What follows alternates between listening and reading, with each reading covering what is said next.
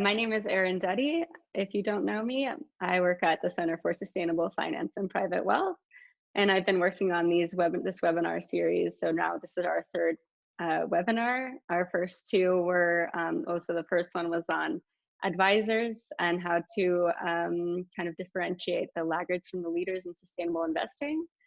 And our second webinar was with Britta and Karsten, so Karsten Hilde.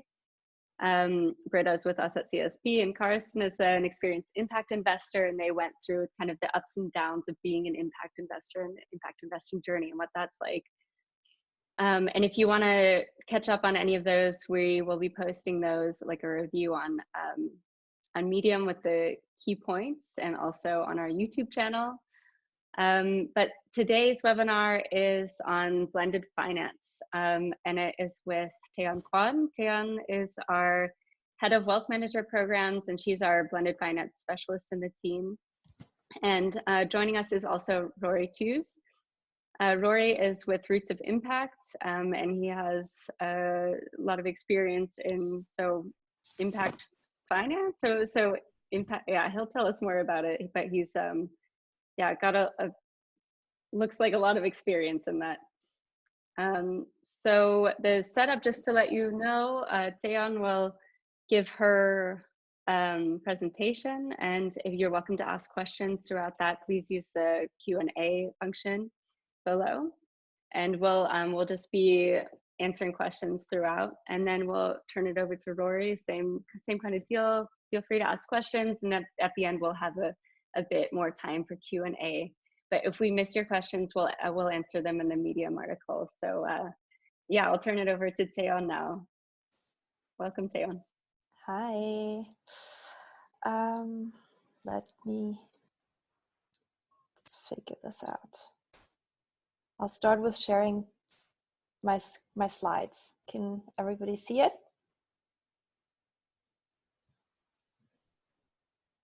Erin, can you see it?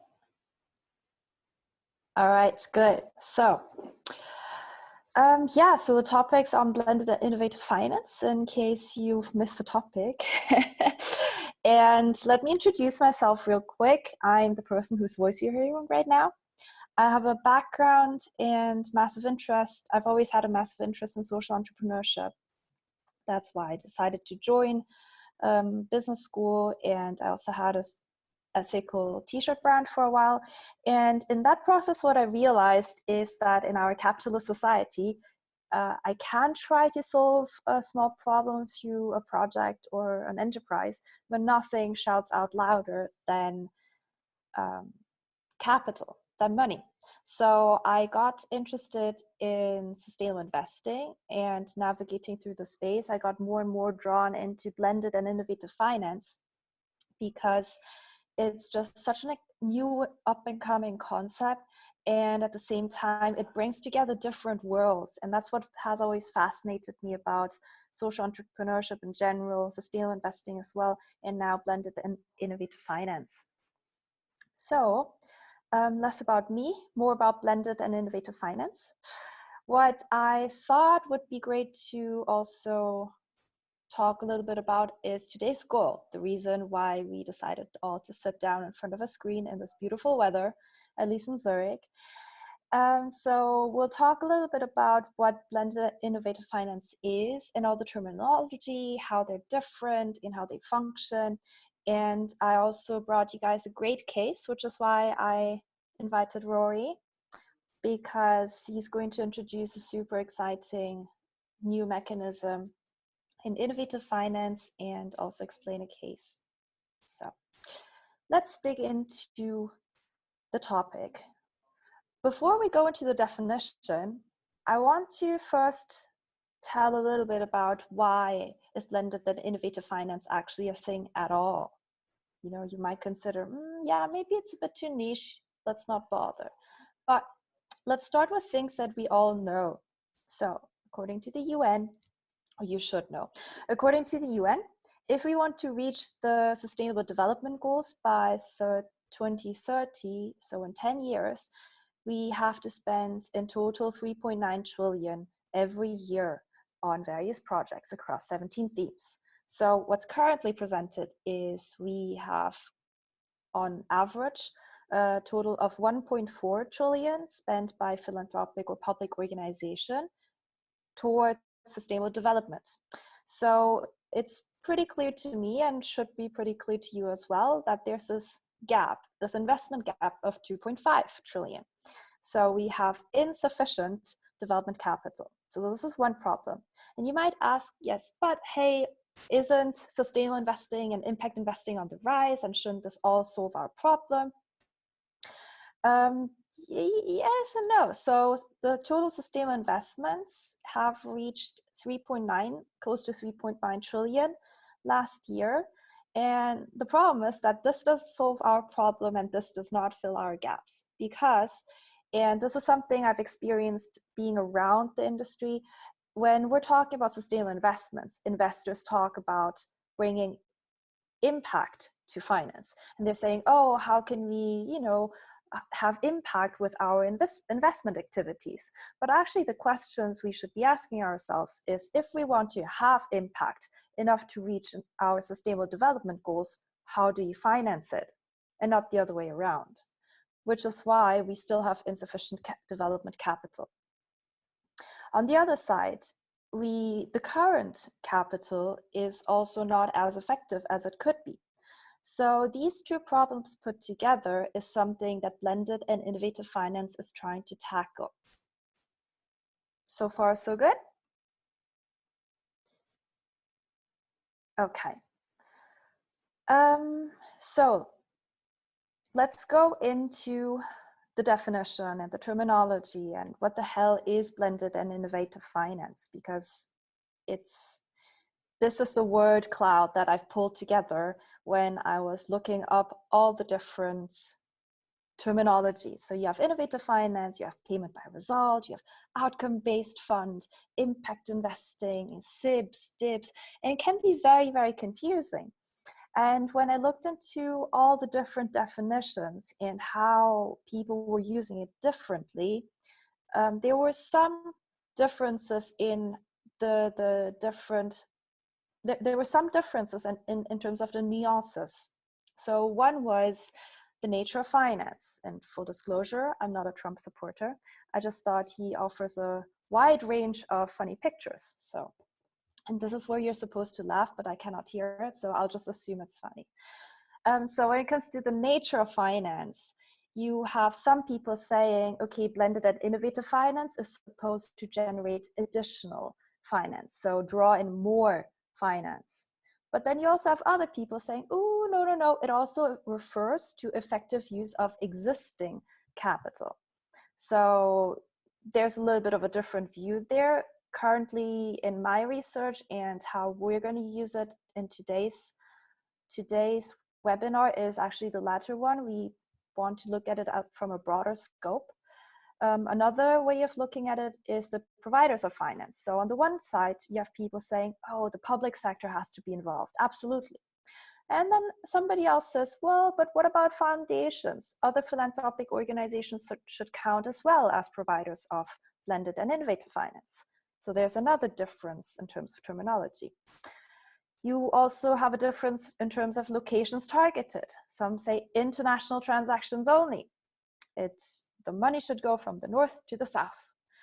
You then also have others saying, hey, domestic resource mobilization should count as well as in innovative and blended finance. So for instance, the UK government makes a lot of use of innovative finance mechanisms, and they use it in an effective way to address poverty within their own country. And should this count as blended and innovative finance? I would say absolutely, but not everyone agrees. So given all these different ways people use it and different scopes, well, of course, it's natural that people, smart people like you and me, are very confused by all of this. But what's important is that you have a idea how you can be using it differently, and you hammer it out in the beginning of the conversation, and usually this just clarifies a lot of things. But let's go back to the basics beyond the confusion.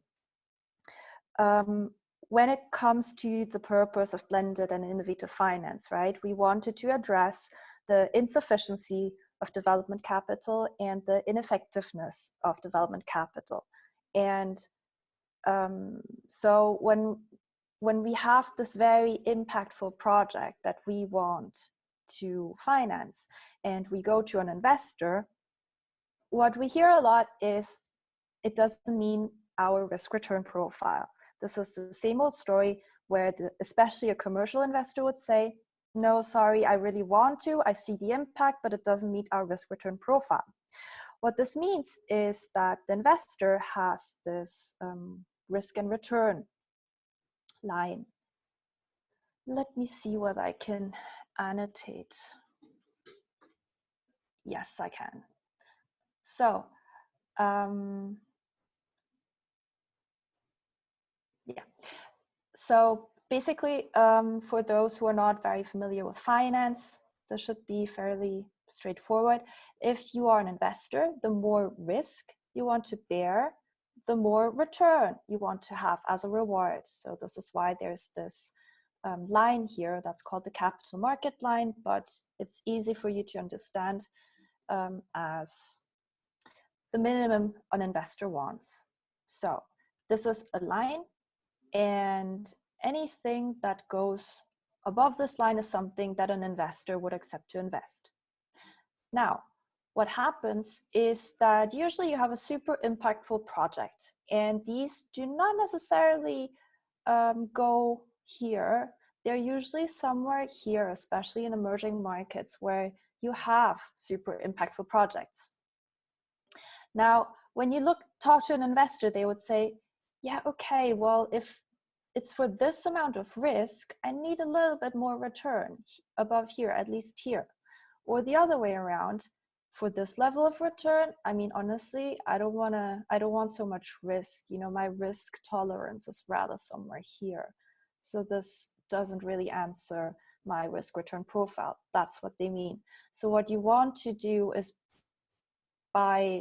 through this blended and innovative finance mechanism, you want to push this project further so that it has enough return for a commercial investor to invest, or you want to de-risk it and decrease the risk so that the commercial investor accepts, okay, you know, this is a good amount of risk.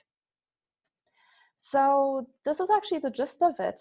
Blended and innovative finance, it addresses the problem either by decreasing the risk or by enhancing the return so that a commercial investor would be willing to invest. So far, so good. Yeah. Okay, just to check that nobody's falling asleep just now, what did you guys have for lunch? You can put it in chat. I think I had random Japanese noodles. Pasta, there you go. Curry, salad. Fasting, nothing. Wow, okay. Salmon, fried rice. Okay. Beans on toast. Wow, a lot of variety. To be honest, I was expecting, like, I don't know, half of you had pizza or something, but I love chocolate. All right. Good thing I had good lunch, otherwise I would have been getting hungry. All right, so let's dig into the actual how blended finance and innovative finance works. So what the hell is blended finance? Blended finance usually refers to the more traditional side of this blended and innovative finance sector. It addresses a lot of the de-risking issues. So here, the definition pulled up by Convergence is that blended finance is the use of catalytic capital from public philanthropic sources to increase private sector investment in developing countries and sustainable development. That's a lot of words. And so let me try to explain this in plain English. This is also a wonderful graph that Convergence drew up.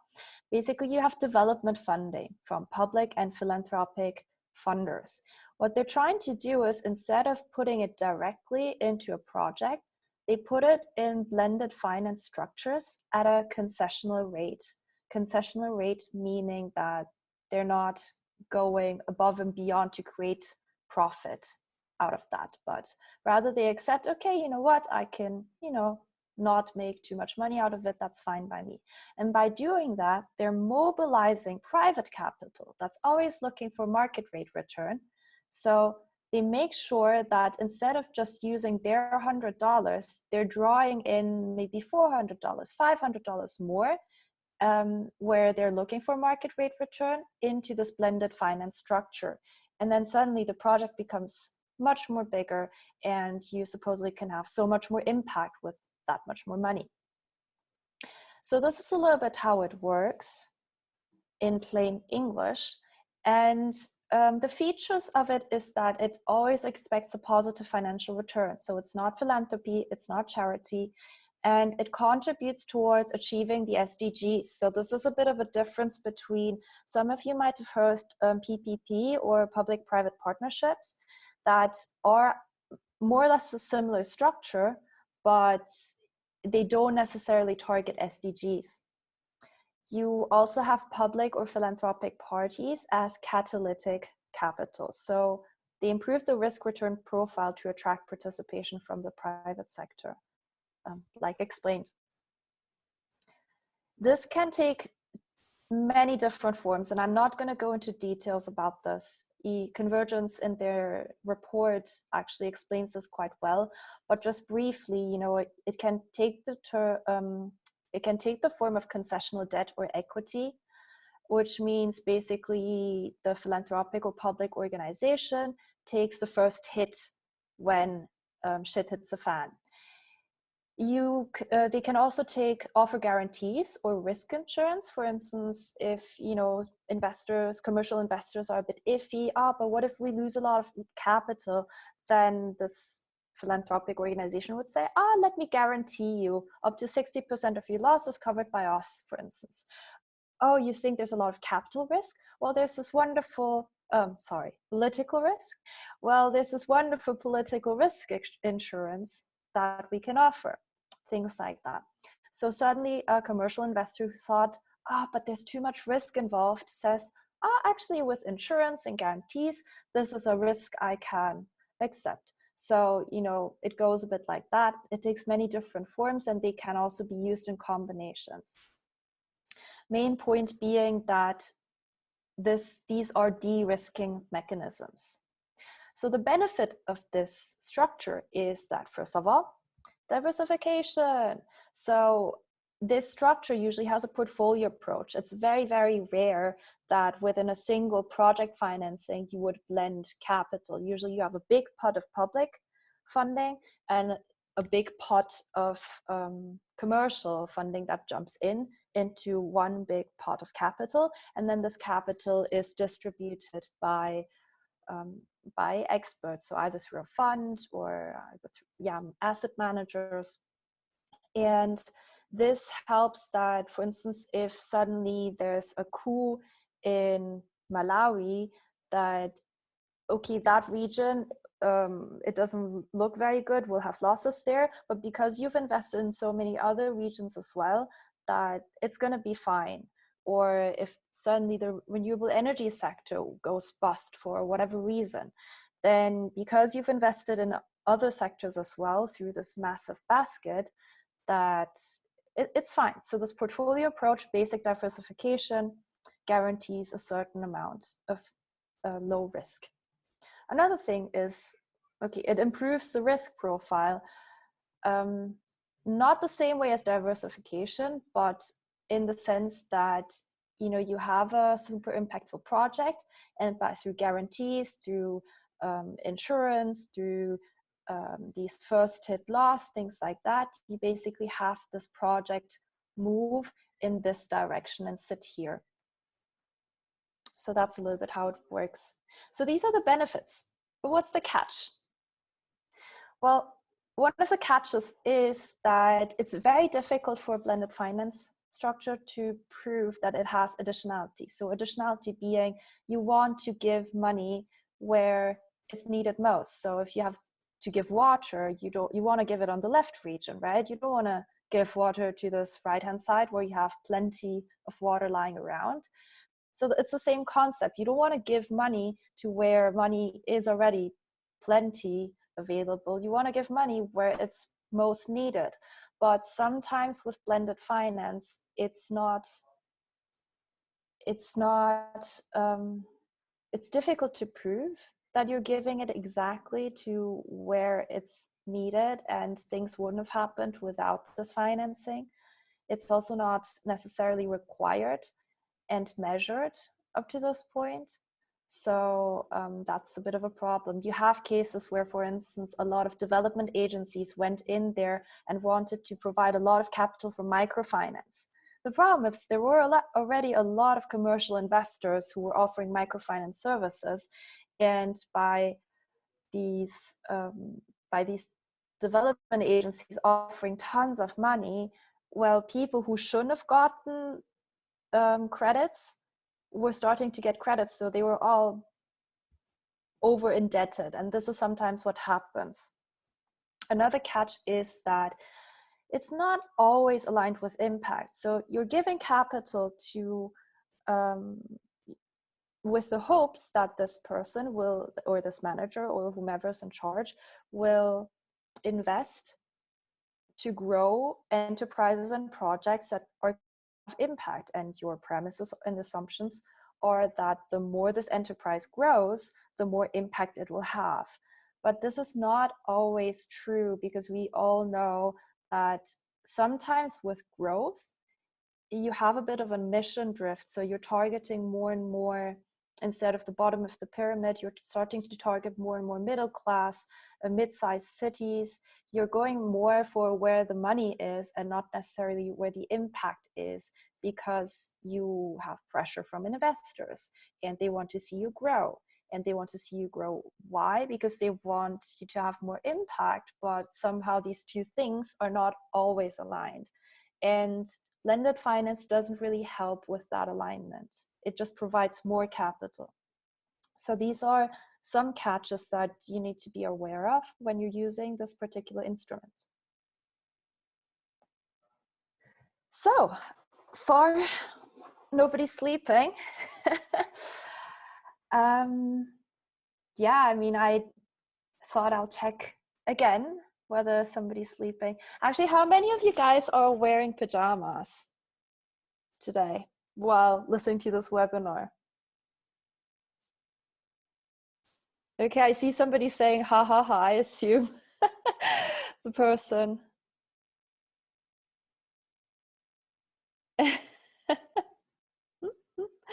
Okay, casual dressing, no pajamas, not today. Okay. Okay. Oh, somebody got out of her pajamas just for us. Great. Bottom pajama, top suit. Yep, that's the dress code. All right. Amazing.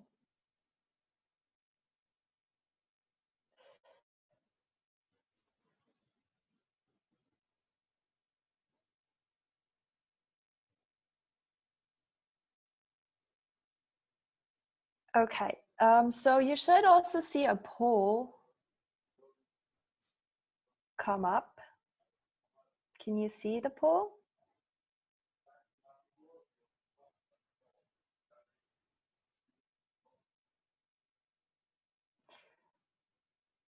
What are some concerns you have about innovative finance? So we'll jump into innovative finance. Okay, so some can see the poll, some not. That's okay, because we'll have plenty of time to, okay. The poll doesn't seem to function very well, so was a good try. Well, I think there are some people not asleep. So let's move on to the next section. What the hell is blended and innovative finance? So innovative finance, let's dig into that topic. So like I've said, innovative finance is also sometimes used as the umbrella. Sometimes others use blended finance. So it can be a bit confusing, but here what we want to get at, and what when I say innovative finance, it refers more to the side of mechanisms that attack this return side. So, definition, it would be the wrong word. I want to say rather an understanding is that the innovative finance that tackles the return side, it's a new way of delivering development finance and an effort to make financial flows more result-oriented. So result-oriented, new way, I think those are the key words. And you have many forms taking place. So you have payments by results, which is more like the overarching principle. You have results-based finance, results-based aid. You have impact bonds, sync, which is this wonderful new instrument that Rory's going to introduce further. And I'm sure there are going to be more innovations in this sector, which is why it's difficult to have a set definition, but I think you get the gist of it. So how it as an example, I thought I might explain a little bit how an impact bond works, because this has been relatively widely used, and also, yeah, it's a trending subject. So in an impact bond, this is sort of the rough structure. What you have is an outcome funder. It can be a local government or a philanthropic organization that has an interest in a particular topic. What by the name outcome funder means is that they fund for an outcome. So if it's an organization that is involved in education, it says, okay, I will pay, or I'm willing to fund for the outcome of an educated child. And what happens is that there's a service provider who can solve this problem of educating children. And there can be multiple service providers to it, not just one. The problem is that if this organization gives the money directly to the service provider, then there are certain limits to it. So for instance, the outcome funder, sometimes, or in a lot of times, being the government, has restrictions. I don't, for instance, this is a new service provider, I don't know whether they can do this, or we can't really figure out which one of these service providers is the best one, and us as a government, we have to select one and then go with it and go all in. So there's a lot of risk involved in that. So what they do is they ask an investor, hey investor, how about you bear that risk?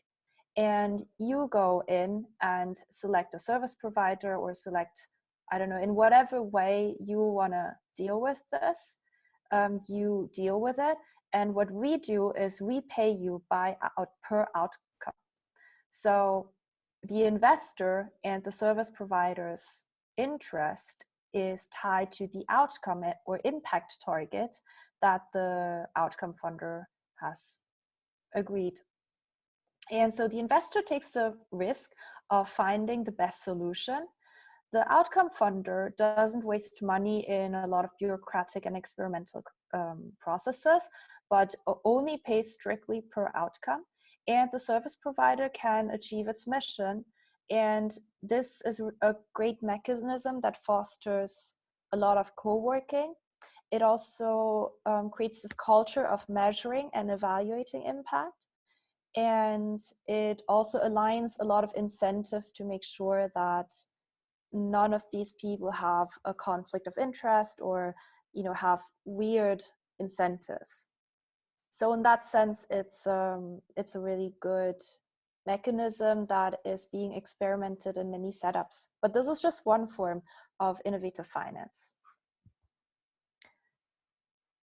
So yes, so Anna has just posted on the chat that the poll question, since it didn't work, I'll just read it out. What are some concerns you have about innovative finance? And first one, the design cost seems higher than the transaction. Or second, it doesn't seem scalable. Or third, it feels like subsidizing the private sector. Or four, no concerns, it sounds great. 5, other. So if you have any opinions or comments on that, just start posting. But for now, this is actually it about the mechanisms, the design cost, yes. This is pretty much it about blended and innovative finance, the definitions, terminology, and how it works, more or less. If you have questions, feel free to post it. But my presentation is until here. Erin, what do you think? Okay, so if you don't have any further, no, I see, some of the questions will be answered in the Q&A section. So let's carry on actually, and I'll hand it over to Rory, and Rory's presentation will wake you up, I'm sure. Unmute. Well, I don't think you were doing too bad a job there, Taeun, just to weigh in. Hi everybody, I'm going to show off my nice pajamas. I put them on especially just for the show. I see a couple of pretty classic points showing up in the side here. So just to note that, in general, green or brown projects, ultimately, the actors that we see in the space are generally ones that would be driving towards green green type of projects, or maybe transitional. So investing in brown to get to green. This is also a pretty big space at the moment. And the other one is obviously the design cost question, which is in particular around the issue of impact bonds is a big one. So we're, at Roots of Impact in particular, what we do is design and implement blended finance mechanisms. And one of the major ideas and driving factors behind what we do is the effort to push down the transaction costs. So this is, I'm going to switch cameras now because I'm going to be sharing my screen apparently, and I can only share the other screen. So I'm going to say hi from this angle now. And the flagship mechanism that we've been working with for the past year is called the social impact incentives model, which is not exactly an impact bond model. Can everybody see what's going on here? I'm just going to hope that y'all can, because my tech solution is hopefully working. So hang on, I bet you this funny little bar is in the way, right? Ha ha ha ha, go me. So with the social impact incentives model, what you saw with Taeun's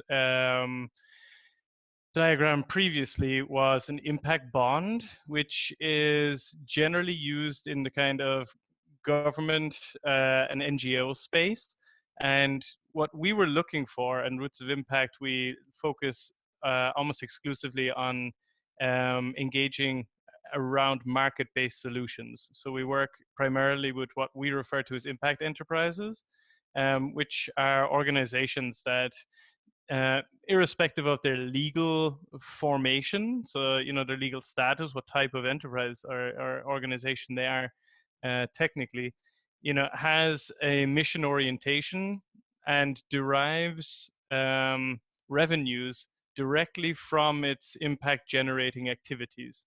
So it's not one, where there's a cross-subsidization model purely, where you have a shop on one side, where you use the proceeds to fund some nice charity work on the other, or something like this. But the two models, the commercial and the impact models, really intersect and interrelate. So these are the types of enterprises that we're looking for.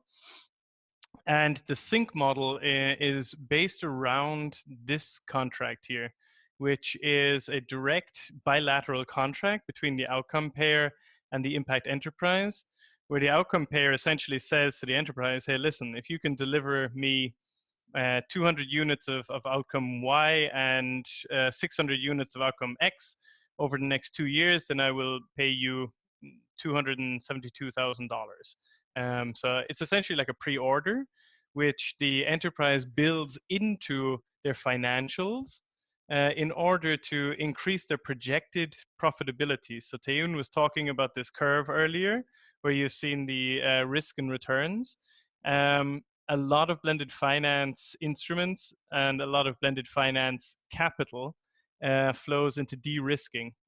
So reducing the risk associated with a given transaction, which is all well and good, particularly at a larger scale and with enterprises and projects with a longer track record. But for earlier stage enterprises that are really just trying to get up and running, cash flow and working capital are just really essential. So risk reduction doesn't often do them a whole lot of good. Well, it can, but return enhancement is also something that is, at least as important, particularly at early stages. So we were looking at ways of how we can build this in, and the sync mechanism essentially monetizes the impact generated by these enterprises, so as to enable them to achieve profitability quicker and to manage organic growth quicker. So that's the basic premise. As I say, the bilateral contract here between the outcome payer and the impact enterprise is the core of the sync model. But there's a closing condition on this contract which says that investment does have to come in. Okay, and this is kind of the catch, and this is what makes sync, as opposed to a direct pay for performance or pay for impact type contract.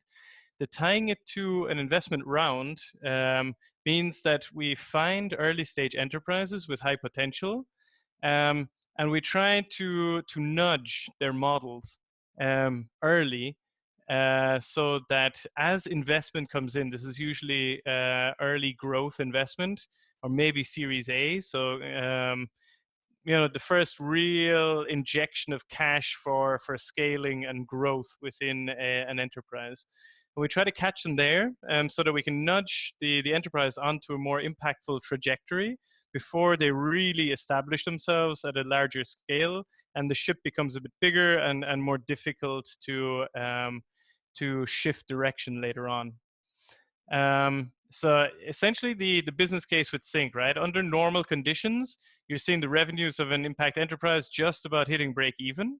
But with the sync payments, the objective is to get them above this break even line quicker and earlier, and more consistently, so as to improve profitability and to attract investment.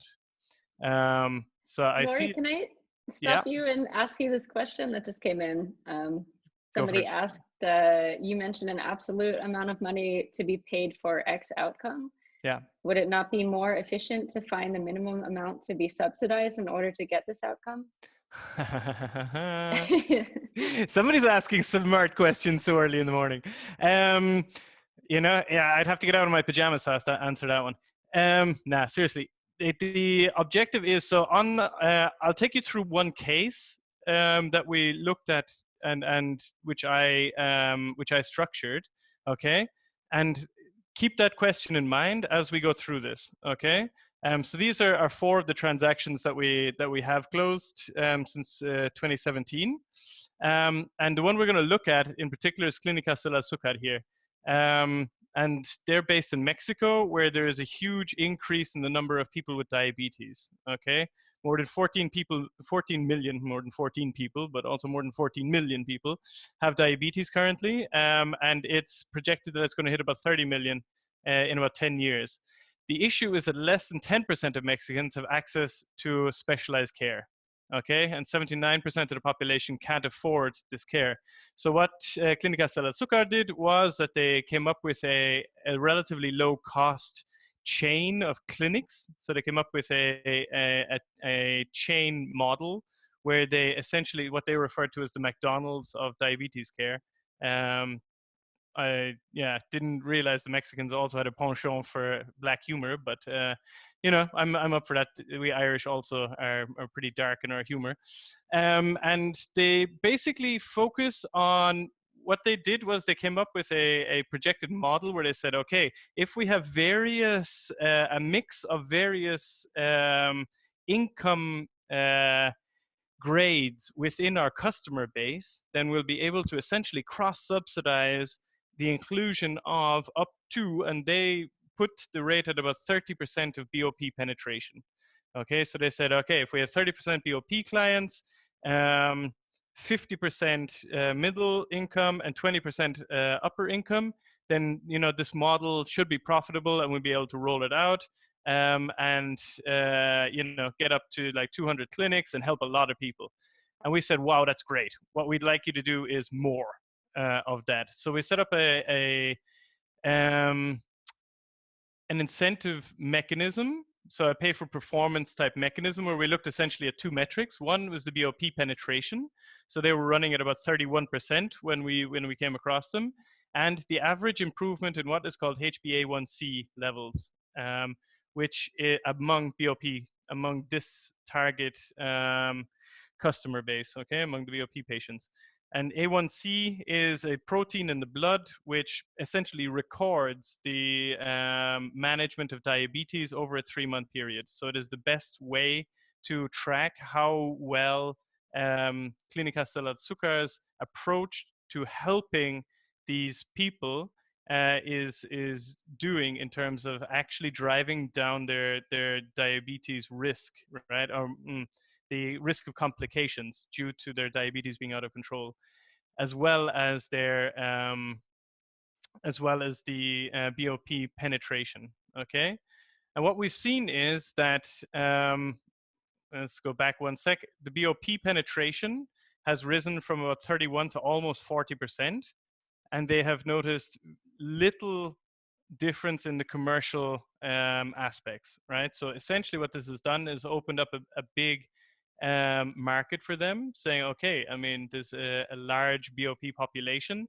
They didn't think they could service it, and now they've realized that they can, which is cool. And because of the improvements and the focus that they placed on A1C levels among BOP patients, these patients are actually now outperforming the patients from other income groups. So this is another pretty impressive stat. And now we start getting into the nitty gritty and this area of what gets referred to as minimal concessionality. So the question that got posed was, how can you ensure that you're essentially paying exactly the amount of money that should be paid for a given outcome and not more? Right? And this is an extremely tough question. The answer that I have at the moment is essentially you can't. We don't have the data available to be able to judge exactly what the level of concessionality should be for a given outcome. Okay. I'll just tell you, and Taeun might smile when I mention this, we're putting in an application at the moment to generate what gets referred, what we have called the Development Finance Additionality Index, which, you know, over time we hope to build out and be able to essentially answer this question across geographies and across sectors. So you should be able to click on essentially a map, and any country and even region within a country, and choose a sector and say, okay, based on the level of investment and the potential impact and the current level of development, investing $1 in this region in off-grid energy or in water and sanitation or in education makes the most sense. And you know, on individual outcome level, it's still a really tough one. But here we can see that, you know, we were talking about additionality earlier, and based on the growth projections that were in place pre-sync, so before we intervened, this curve was to be expected in terms of the number of BOP patients.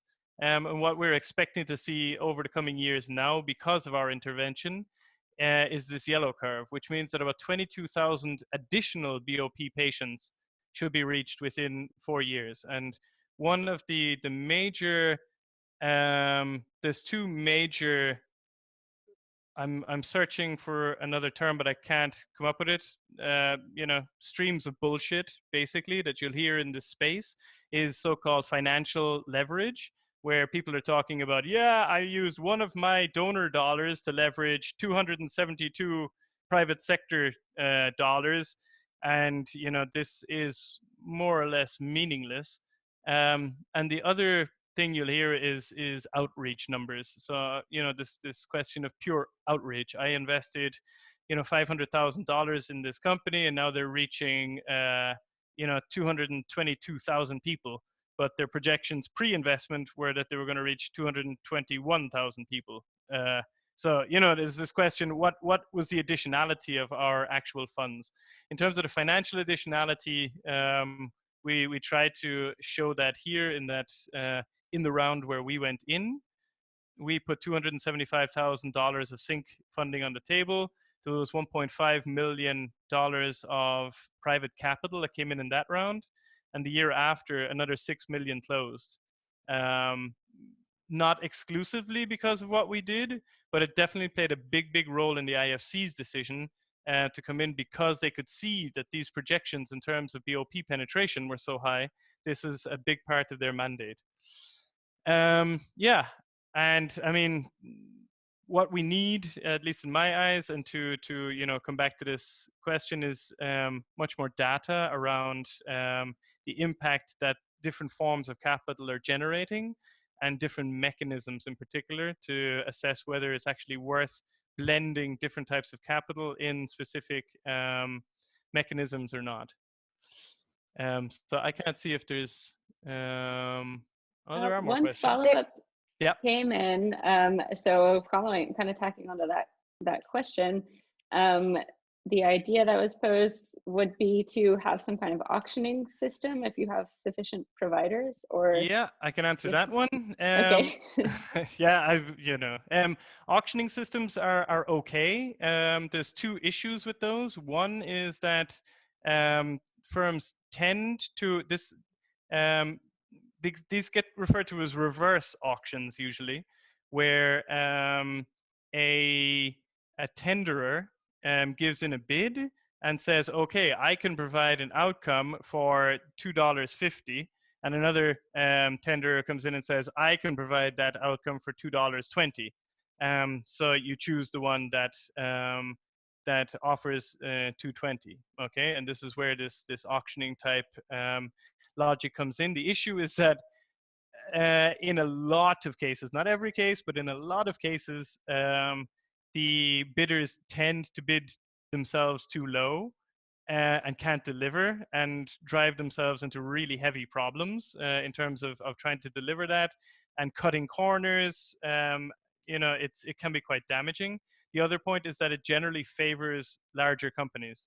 So larger organizations can bid lower because of economies of scale, as they currently are. But that doesn't necessarily mean that under different conditions, the newer, smaller organizations that currently have a higher per outcome cost won't be able to generate outcomes in the longer term at a much, much cheaper level. So auctions, as I say, they have their place, but they have their limitations.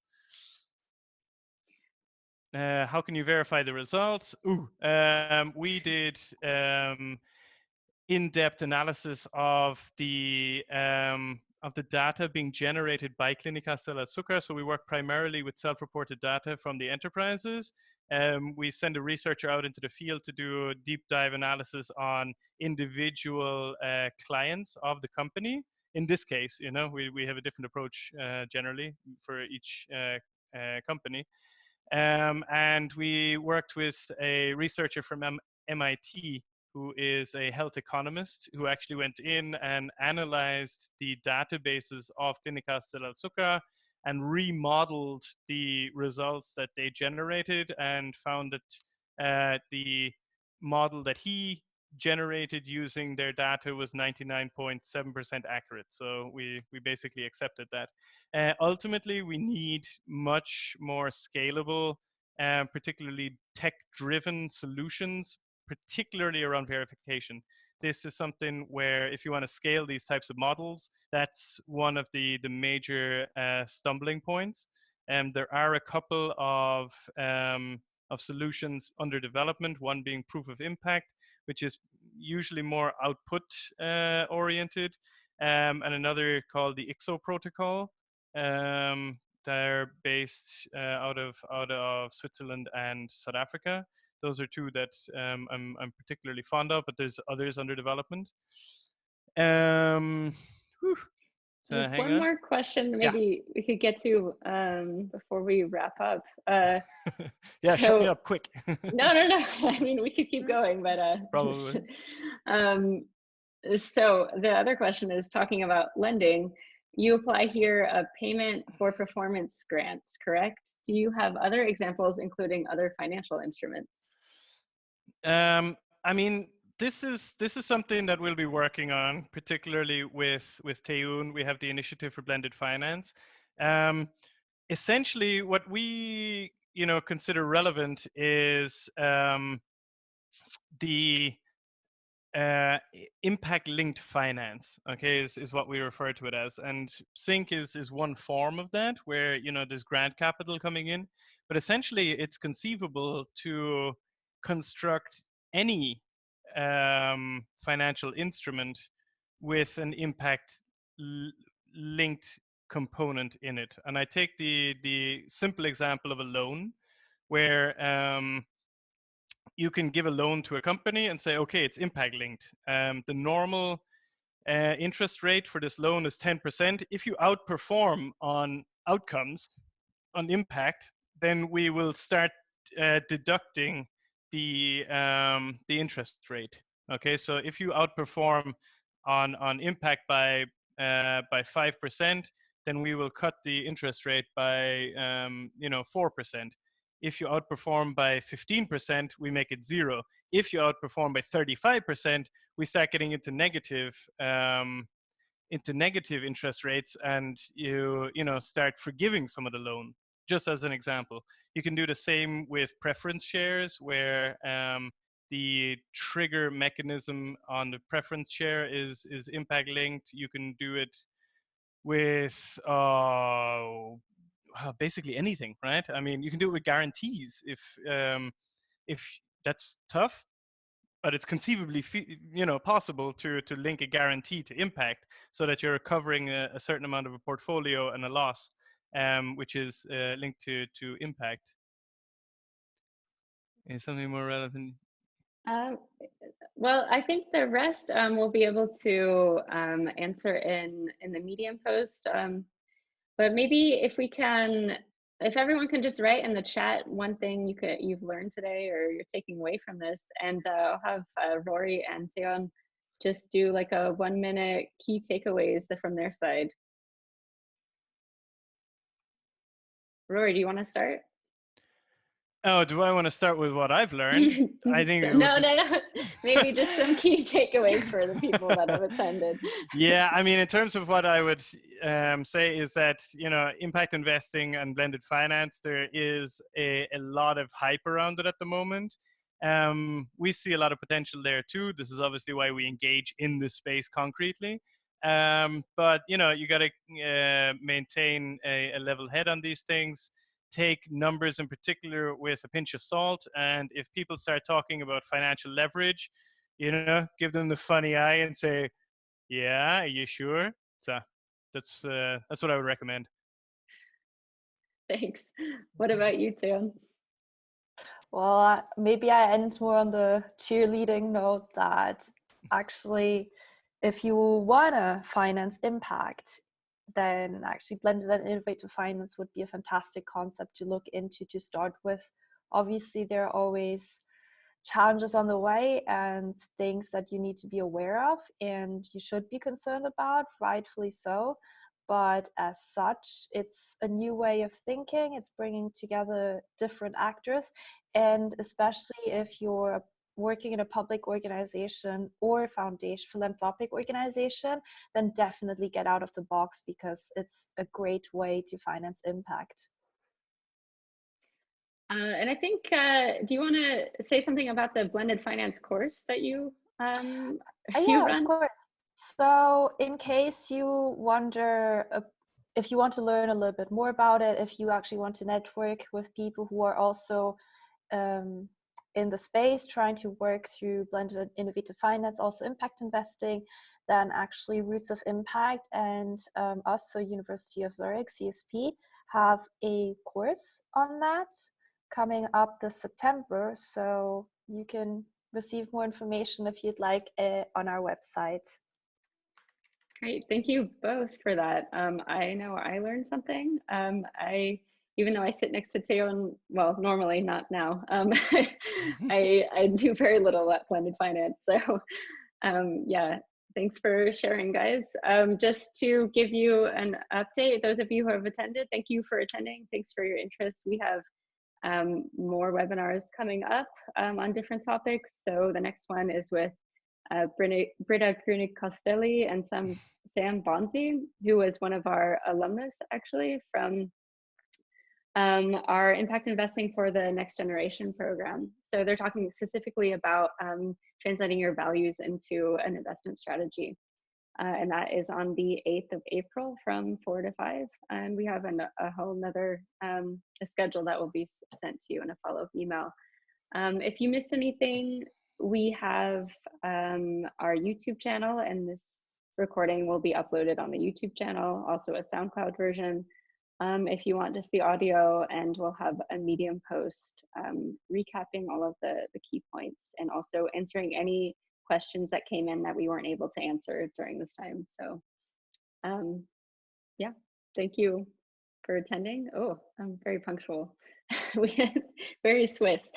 And so yeah, thanks for attending, and we'll see you guys later. Thank you, Bye. guys. Thanks, everybody.